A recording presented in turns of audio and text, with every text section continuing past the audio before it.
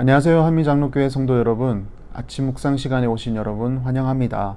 오늘 우리가 함께 읽을 하나님의 말씀은 요한계시록 13장 11절에서 18절까지의 말씀입니다. 요한계시록 13장 11절에서 18절 말씀 제가 봉독하겠습니다. 내가 보매 또 다른 짐승이 땅에서 올라오니 어린 양같이 두 뿔 있고 용처럼 말을 하더라. 그가 먼저 나온 짐승의 모든 권세를 그 앞에서 행하고 땅과 땅에 사는 자들을 처음 짐승에게 경배하게 하니 곧 죽게 되었던 상처가 나은 자니라. 큰 이적을 행하되 심지어 사람들 앞에서 불이 하늘로부터 땅에 내려오게 하고 짐승 앞에서 받은 바 이적을 행함으로 땅에 거하는 자들을 미혹하며 땅에 거하는 자들에게 이르기를 칼에 상하였다가 살아난 짐승을 위하여 우상을 만들라 하더라. 그가 권세를 받아 그 짐승의 우상에게 생기를 주어 그 짐승의 우상으로 말하게 하고 또 짐승의 우상에게 경배하지 아니하는 자는 몇이든지 다 죽이게 하더라. 그가 모든 자, 곧 작은 자나 큰 자나 부자나 가난한 자나 자유인이나 종들에게 그 오른손에나 이마에 표를 받게 하고 누구든지 이 표를 가진 자 외에는 매매를 못하게 하니 이 표는 곧 짐승의 이름이나 그 이름의 수라. 지혜가 여기 있으니 총명한 자는 그 짐승의 수를 세어보라. 그것은 사람의 수니 그의 수는 666이니라. 아멘. 요한계시록 13장은 사단이 큰 용으로서 하나님의 백성들을 공격하는 내용이라고 말씀드렸습니다.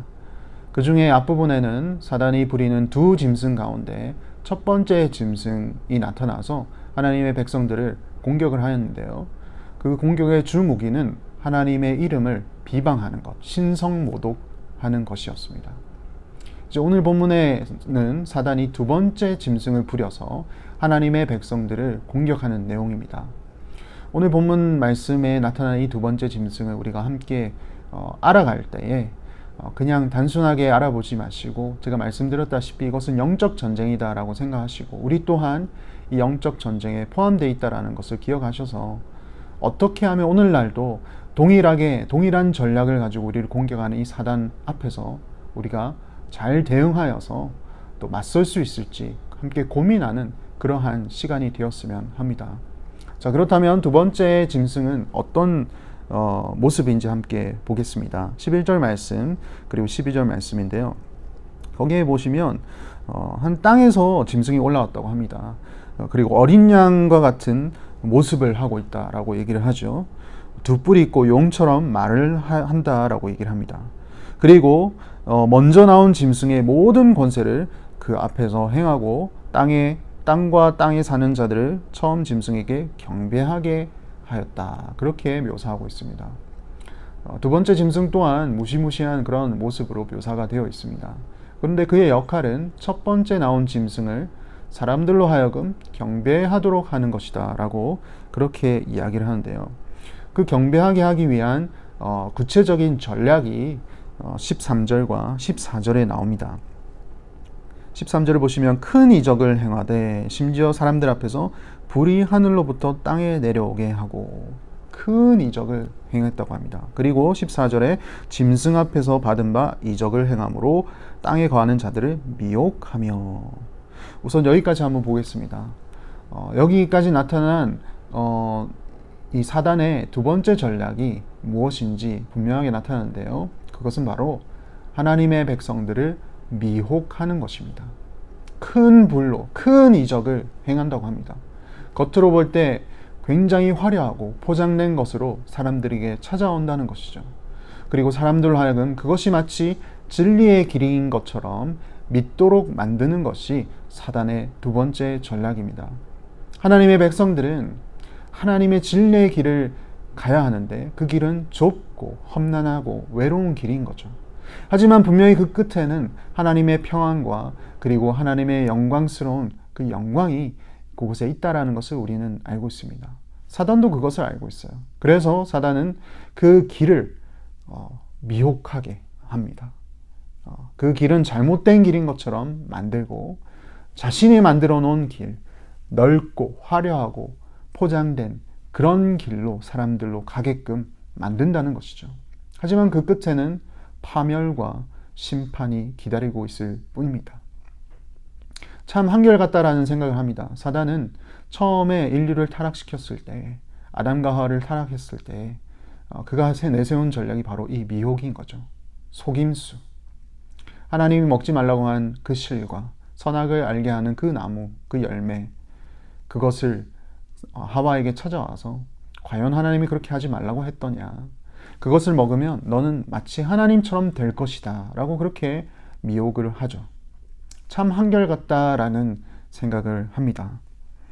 하지만 그 한결같은 그 속임수가 조금 더 구체화돼서 나타나는 것이죠. 14절 마지막에 보면 살아난 짐승을 위하여 우상을 만들라 하더라. 사람들로 하여금 그 속임수로 빠져나가게 하는 그 중요한 시점 중에 사단은 우상이라는 그런 매체를 활용합니다. 여러분, 우상이 뭐죠? 하나님보다 더 사랑하는 것입니다. 사단이 만들어 놓은 그 화려한 길, 그리고 그 쉬운 길, 그 시간들, 그것을 사랑하도록 만드는 것이죠. 나의 물질과 나의 시간과 내가 사랑하는 사람들이 하나님보다 더 사랑스러운 존재로 만드는 것, 그리고 그렇게 속이는 것, 그것이 우상입니다.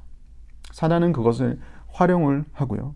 15절 말씀에 이렇게 말합니다. 그가 권세를 받아 그 짐승의 우상에게 생기를 주어 그 짐승의 우상으로 말하게 하고 또 짐승의 우상에게 경배하지 아니하는 자는 몇이든 다 죽이게 하더라. 우상을 만들게 해놓고 본인 스스로가 마치 하나님인 것처럼 행동을 합니다. 하나님이 아담과 하와를 만드실 때 흙으로 사람을 만드시고 그 후에 생기를 불어넣었다라고 얘기를 했죠.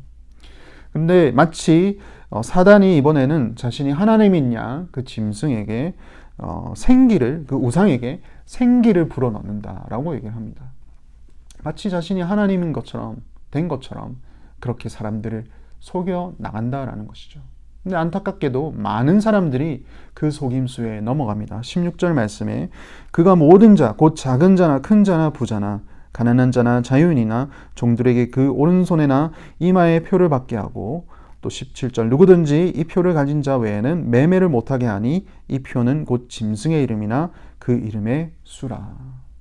빈부귀천, 남녀노소를 막론하고 사단은 많은 사람들을 속입니다. 우상을 섬기게 하고요. 그리고 그것만이 그들이 붙들고 가야 될 진리의 것인 양 만들어가는 것입니다. 그의 오른손에 표식을 주고 그 이마에 표식을 준다고 했는데 그 표식이야말로 사람들이 붙들어야 할 존재로 만드는 것이죠. 여기에 그 표를 가진 자 외에는 매매를 못하게 한다라고 했는데 경제활동입니다. 이것 없으면 난 살 수 없어. 그렇게 속임수로 다가오는 것이 사단의 전략입니다. 사단은 누구죠? 미혹하는 자입니다. 속이는 자입니다. 그 속임수에 많은 사람들이 넘어갔습니다.